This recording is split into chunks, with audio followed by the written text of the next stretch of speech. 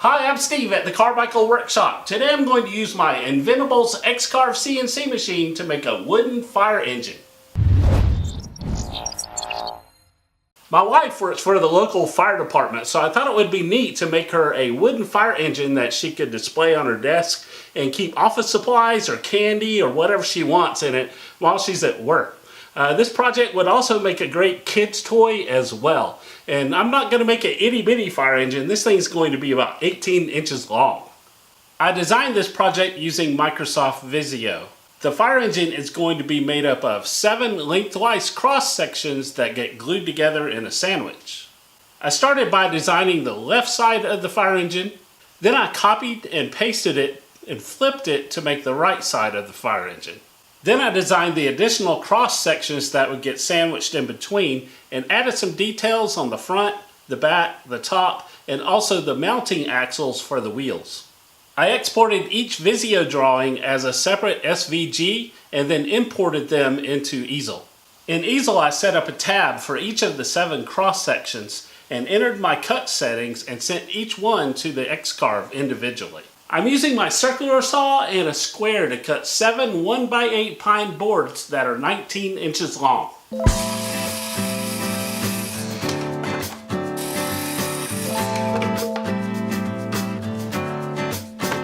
Okay, I've got the first board clamped down on a sacrificial piece of 1/4 inch plywood, and I'm going to carve out the left side of the fire engine first. I'd like to thank Inventables for sponsoring this video and providing me with the X-Carve that I'm using to make this project. I've had the X-Carve for over 3 years and I've enjoyed making lots of stuff with it. If you would like to create a free Easel account and try out the software or shop for a new X-Carve, using the affiliate links in the video description below will really help me out. Thank you for supporting me and my sponsors.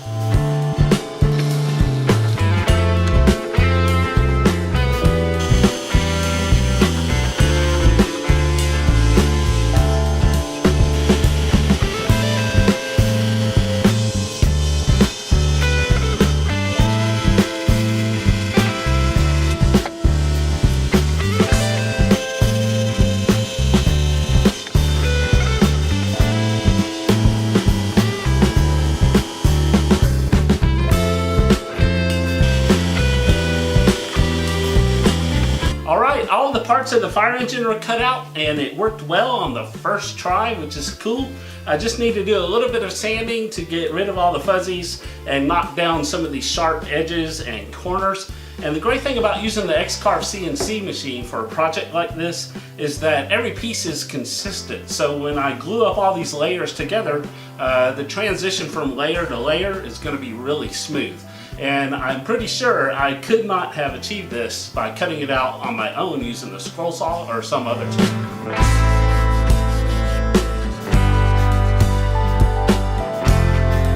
Alright, I've got all the pieces sanded, but before I glue it together, I'm going to paint the inside of the cabin of the fire engine on each piece because it's a whole lot easier to do that now than when it's put together.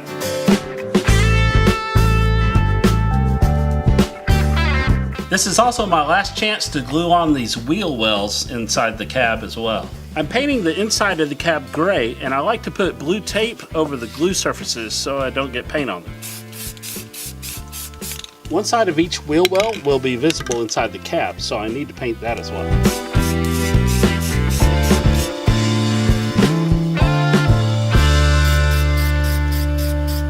Okay, I'm ready to glue it together, and this is where numbering each piece really comes in handy so you can get them glued together in the right order.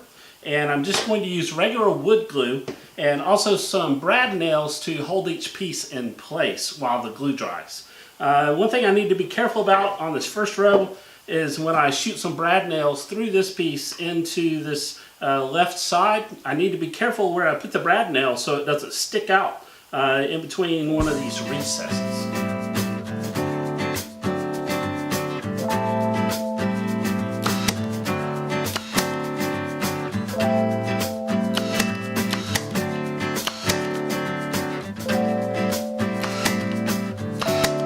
I decided to stop about halfway through and apply some clamping pressure to make sure everything's squeezed together nice and tight. and the brad nails are doing a good job of keeping everything from slipping around. While that glue is drying, I'd like to invite you to subscribe to my channel if you haven't already. I usually post 1 or 2 woodworking project videos per month, and I like to provide plans when I can over on my website at thecarmichaelworkshop.com. And thanks to all my current subscribers who keep up with what I do here in the Carmichael Workshop. Let's get back to this project.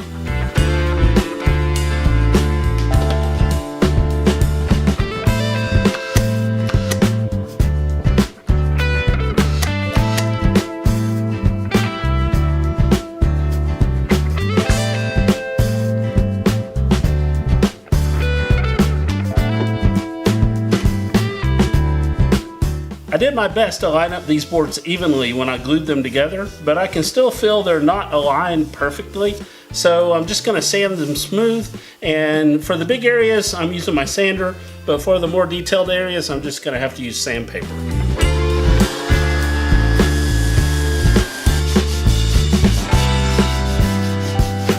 Now I'm going to glue in these 2 back wheel wells to cover these holes down in the bottom. I suppose I could have made this shallower and I wouldn't need those, but it does add an extra detail, plus it'll hold more candy. For the water sprayer on top of the engine, I'm using a brad point bit to drill a hole for this dowel.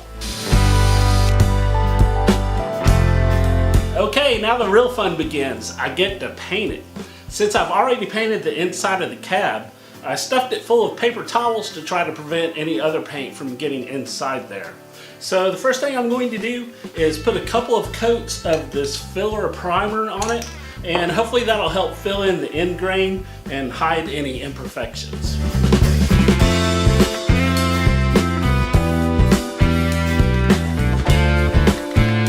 I'm gluing in some of these 1/4 inch and 3/8 inch furniture buttons to look like gauges on the side.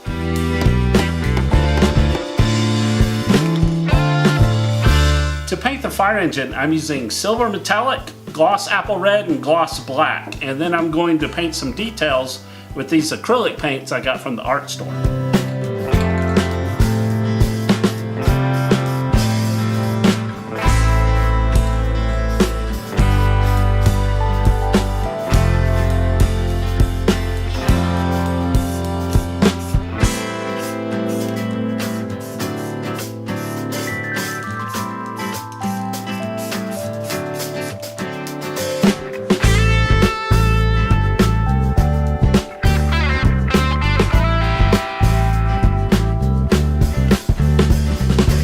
To attach the wheels, I'm just putting a washer in between the wheel and the fire engine to help it spin more freely.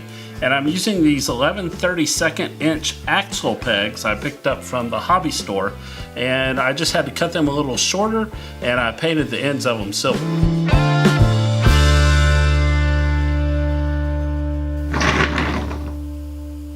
Alright, well here's the finished fire engine. And I think it turned out looking pretty cool.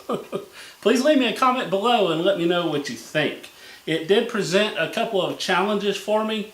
One was thinking about the fire engine in a bunch of slices and designing the outlines of these center sections so that I could still incorporate some details like the headlights and the grille and the windshield and this back panel, as well as this upright piece that holds the water cannon. So that was kind of cool.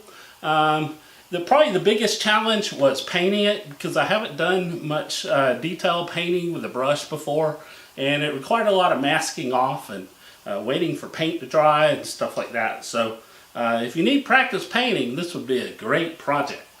Oh, I almost forgot. If you make one of these, don't forget to fill it with candy. I think the appropriate candy is the Atomic Fireball.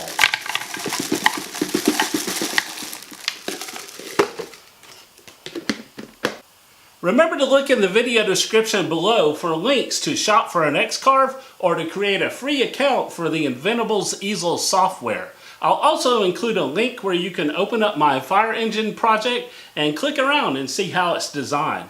Don't forget to click that subscribe button for more fun woodworking videos like this one. And as always, thanks for watching, and I'll see you next time.